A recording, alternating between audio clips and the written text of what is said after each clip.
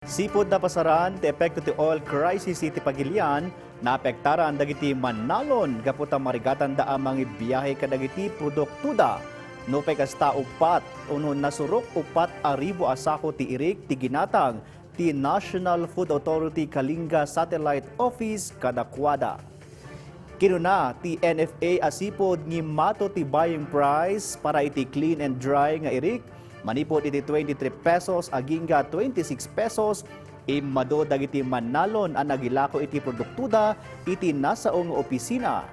Gumatang ti ahensya iti agingga 100 bags ti irik tungkal transaction kadagiti RSBSA registered farmer. Bayat a 120 bags met kadagiti naka-loan iti agripuhunan.